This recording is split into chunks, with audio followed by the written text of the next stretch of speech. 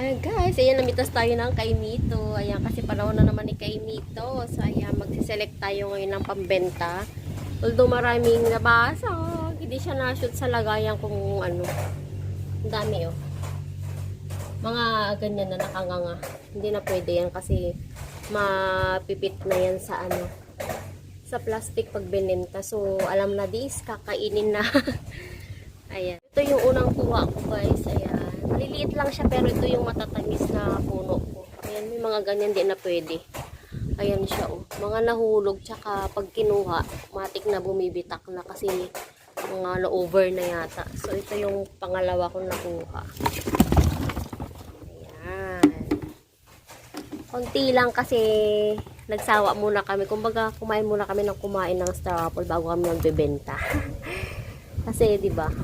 Kailangan magpakasawa muna kami. Ito reject na to. Pakasawa muna kami kumain guys bago ako magbebenta. Ayan. Para busog-busog tayo.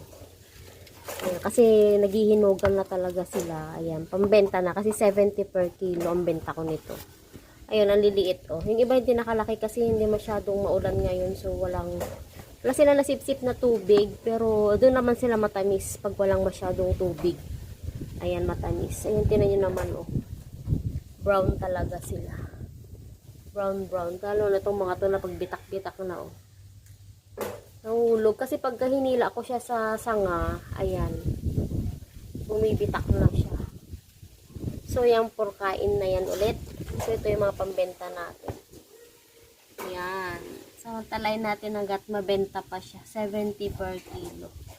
Nung mga nakaraan talagang isang batsa yun. Andun mga pahinog pa lang kasi siya. Ayan guys. Ayan, panahon ni Star Apple. Magsawa tayo ngayon. Kain tayo mga kaprobinsya. Ayan o. Maliliit lang siya pero ito yung puno ko na matamis.